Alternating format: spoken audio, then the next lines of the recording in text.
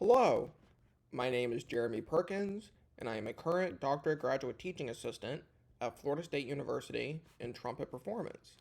This two-part video series is intended to create a guide which students can use as a practice resource as they prepare for the 2023 Florida All-State audition in September.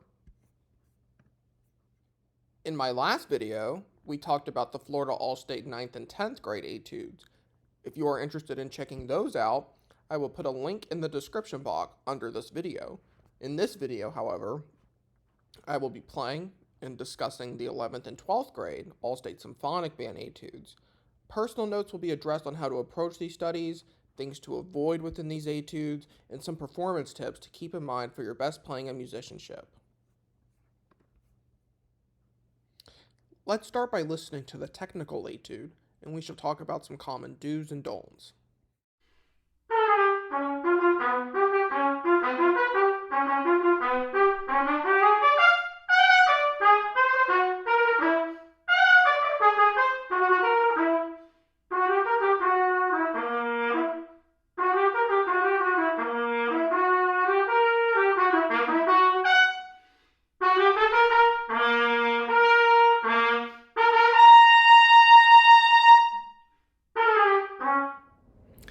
There are a variety of elements to address when working on this etude. Attention to details such as rhythmic integrity and dynamic contrast make this excerpt very effective in performance. Don't be afraid to capture the essence of the tritone motif heard throughout. These specific intervals add crunch and character to the etude. Embrace these quirks. In measures 81 and 83, try your best to instill a clear and crisp multiple tongue and be aware of the rhythmic differences each of these measures employs. Da da da da da da versus da da da da da da. Don't be afraid to lean into the dotted 8th, 16th figures in measures 85, 87, and 88. I personally feel a sense of swaying to and fro within those three bars further add personality and character to our etude. Be careful that your octave G sharps and octave Cs are in tune and consistent with the proper tone color and direction. End this etude in the way you began, in a quirky, almost robotic manner, which again highlights the tritone within a pianissimo dynamic. Even though this is our technical etude, I personally do not think we need to play this any faster than we can give justice to the quality of our performance. Go only as fast as you can play cleanly and musically.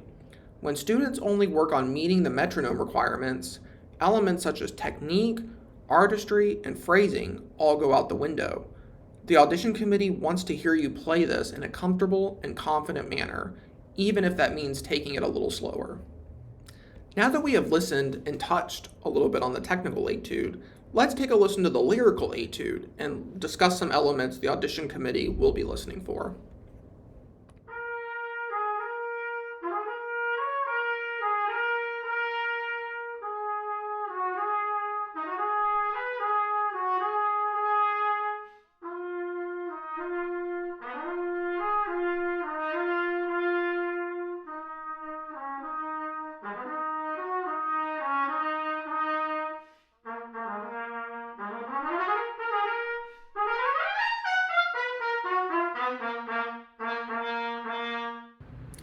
So in this etude, there are two musical ideas being portrayed throughout.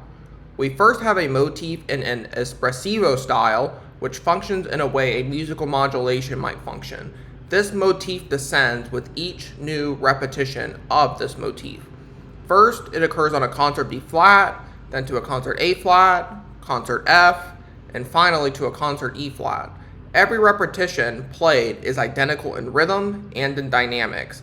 Be sure to use the same approach for all repetitions, especially when utilizing dynamic contrast. This will ensure better phrasing within our motif. The second musical idea is shorter and consists of a scalar run that runs up to a high concert B flat. Try your best to make the sextuplets as strict in time as you can make them. There will be a natural crescendo as we ascend, so no need to worry as the register allows for a strong forte dynamic. When we reach our climactic high concert B flat, we immediately descend back down to a low concert B flat in intervals which may be a little uncomfortable, as again, the interval of the tritone is highlighted here. I like to slur these intervals very slowly to make sure I'm centering each pitch and listening for any discrepancies in intonation. Also, this measure asks the player to use a staccato articulation as we descend back down to a comfortable low B flat. Since this is the end of our excerpt, really go for making our last concert B flats with resonance and core to the sound. Another element in this etude to think about is our sense of time. Be careful to subdivide the eighth notes throughout, as instances of syncopation are prevalent. The tendency for most players, myself included, is to rush the scalar runs and rush the descending intervals in measures 41 to 43. Stay relaxed and let the music play itself. As you think about the phrasing within this etude, think of telling a story. All stories have a cohesive beginning and ending with meaning and purpose throughout.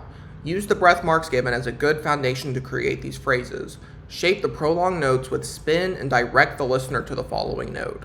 Once again, we are being creative with our musicality and keeping things fresh and exciting to draw in whoever may be listening. Well, that is all I have for you today. Thank you very much for watching, and I hope this video is able to help you in some capacity as you prepare for the Florida All-State audition. Feel free to share this with whoever you think would benefit from these walkthroughs. And until next time, I hope you all take care and practice with purpose in mind. Cheers.